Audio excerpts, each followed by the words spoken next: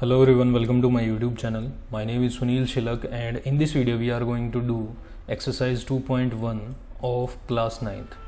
So first of all, first question we have, which of the following expressions are polynomial in one variable and which are not. So सबसे पहले polynomial की definition क्या होती है?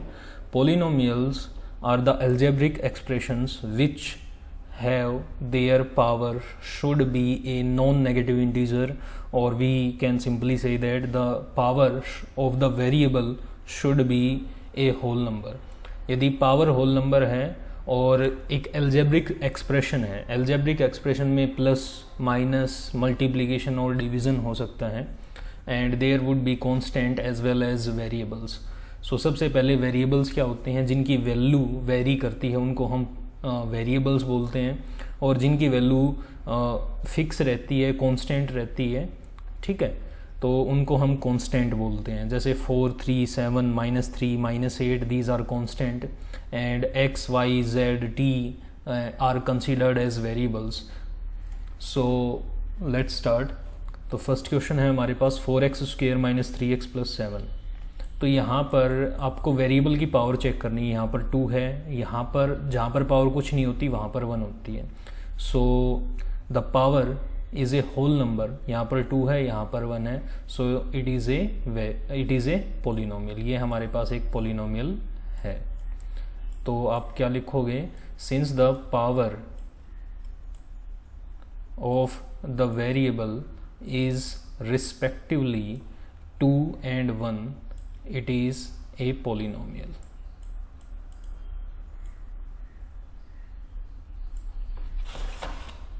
The next one we have y² + √2. ये √2 है, तो ये कांस्टेंट की पावर है, इसको चेक नहीं करना है. सो हम वेरिएबल की पावर चेक करेंगे. यहाँ पर वेरिएबल y है, y की पावर क्या है? 2 है, which is a whole number, so it is also a polynomial. You just have to check whether the power of the variable is a whole number or not.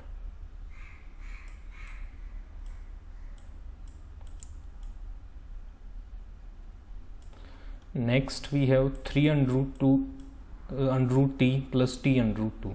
यहाँ पर t की power है, इसको आप 1/2 की फॉर्म में लिख सकते हो, क्योंकि स्क्वायर रूट का मतलब होता है पावर 1/2, और यहाँ पर जो t है उसकी पावर है 1. तो t की power 1/2 is not a whole number, so it is not a polynomial.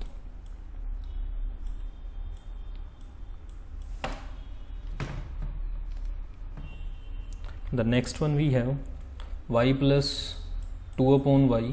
तो इसको आप लिख सकते हो y प्लस, जब डिनोमिनेटर में कोई पावर दे रखी हो हमें और उसको हम न्यूमरेटर के अंदर लेके जाएं, तो जो साइन है वो चेंज हो जाता है. जो जहाँ पर कोई भी पावर नहीं होती तो वहाँ पर y की पावर 1 है, तो ये -1 हो जाएगी.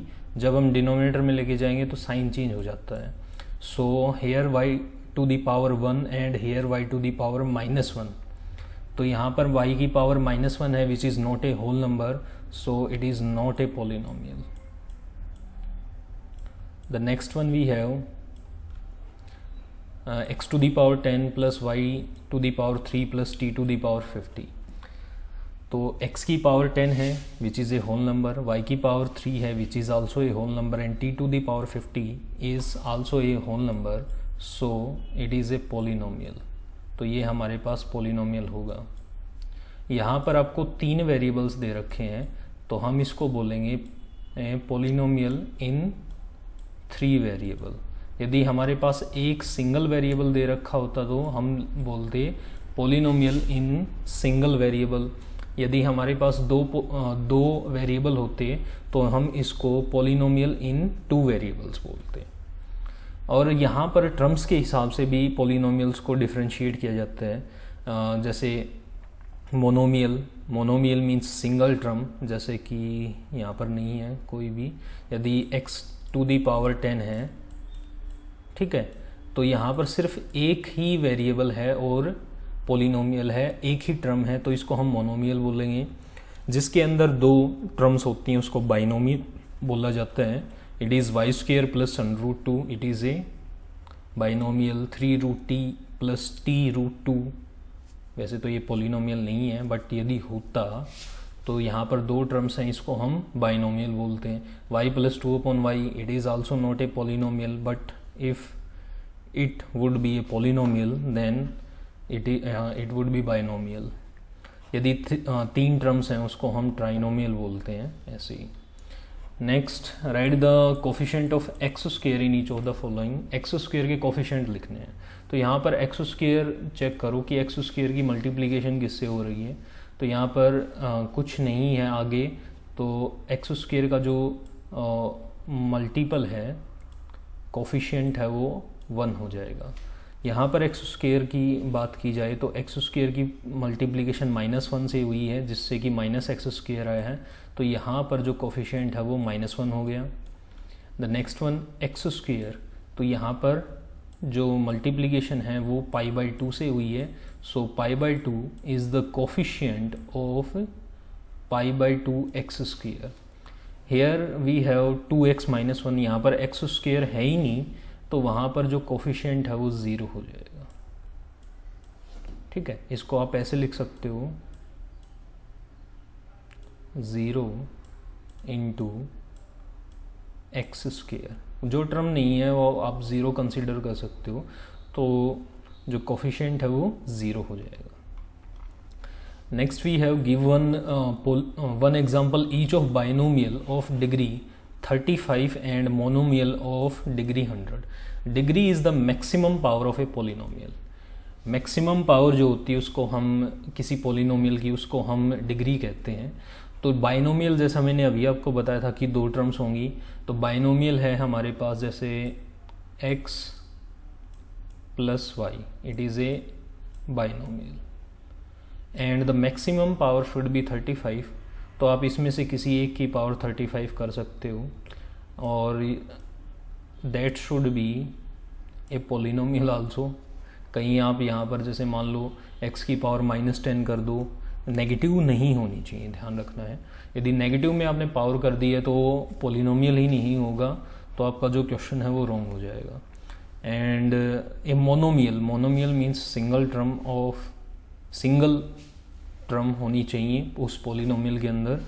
Of a monomial of degree 100, you can write it x to the power 100, y to the power 100, z to the power 100.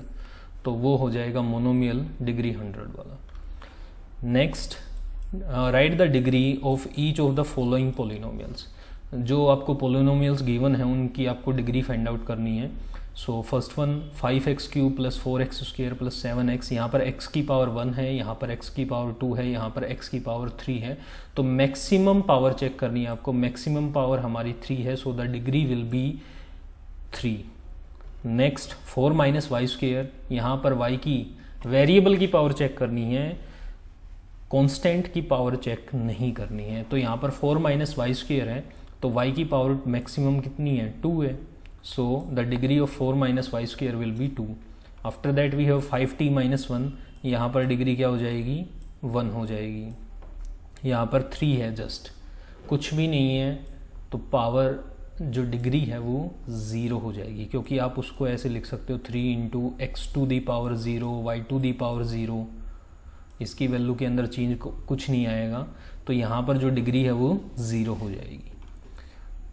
Next one we have classify the following as linear, quadratic और cubic polynomials. Linear polynomial वो होते हैं जिनकी degree 1 होती है, quadratic polynomial वो होते हैं जिनकी डिग्री 2 होती है, and cubic polynomials are the polynomial whose degree is 3.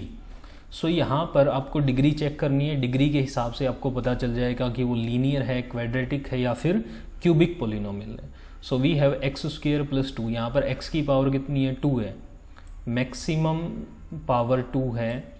तो जो 2 वाले होते हैं वो क्या होते हैं, क्वाड्रेटिक होते हैं. तो आपको यहाँ पर सिंपली ऐसे लिखना है, since the maximum power of the polynomial, or you can write the degree of the polynomial x² + x is 2, so it is quadratic.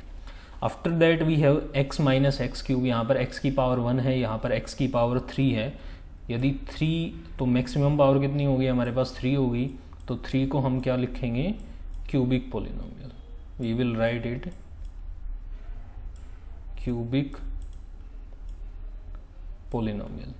Next one we have y plus Y square plus 4, y to the power 2 maximum 2 है, तो 2 को हम क्या लिखेंगे, quadratic. Next we have 1 plus X, X की power क्या है 1 है, 1 को हम क्या लिखेंगे, लीनियर। जहाँ पर पावर कुछ नहीं होती वहाँ पर पावर 1 होती है, ठीक है। और यदि आपको वेरिएबल ही नहीं दे रखा हुआ तो उस केस के अंदर जो पावर होगी वो क्या हो जाएगी, 0 हो जाएगी। नेक्स्ट 3t, t है आपके पास, तो पावर क्या हो गई, 1 हो गई, इट इज़ आल्सो लीनियर। ये भी हमारे पास लीनियर हो गया। The next one we have r square, maximum power is 2, it is quadratic. The degree of r square is 2, so the polynomial is quadratic. And the last one we have 7x cube, the power is 3, so we will write that the degree of 7x cube is 3, so it is a cubic polynomial. So हमारी exercise complete हो गई है। So if you like my video, please share, comment and subscribe to the channel. Thank you everyone.